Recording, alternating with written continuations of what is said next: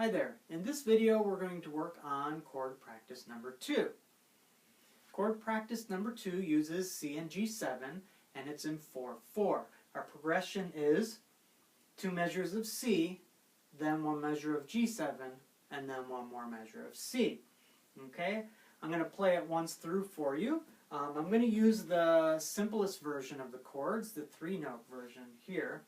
And I'm going to count 1, 2, 3, 4 before I begin in case you're playing along with me. 1, 2, 3, 4. 1, 2, 3, 4. 1, 2, 3, 4. 1, 2, 3, 4. 1, 2, 3, 4. Alright.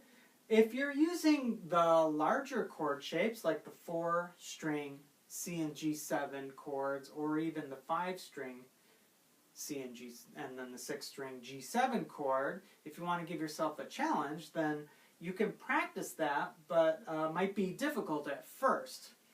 So what you can do is you can add in some rests so that it makes it easier to change the chords. You have a little break in between chord changes. So if you want to go, the simplest way to do that is to play 1 chord per measure. So you would play C, rest, rest, rest, and then C, rest, rest, rest, G7, rest, rest, rest, and C, rest, rest, rest.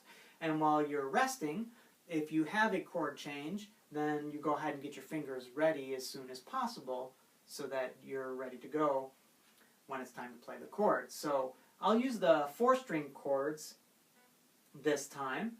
So if you don't know what those are, you can check out this video here, okay, and then come back and practice this one with me. I'm going to count 1, 2, 3, 4 before I begin, okay? And then we're going to play 1 chord per measure, followed by 3 rests. 1, 2, 3, 4. 1, 2, 3, 4. 1, 2, 3, 4. 1, 2, 3, 4. 1, 2, 3, 4.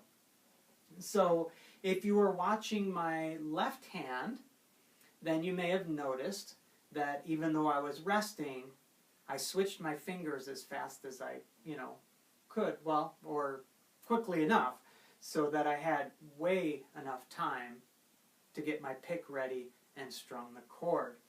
Alright, so if you didn't catch that, you can watch it again when I do the next one. So instead of playing 1 chord per measure, when that becomes easy and comfortable, then we can add another chord. So you would play 2 chords and then 2 rests per measure. Now I'm going to use the full chords for this one this time through.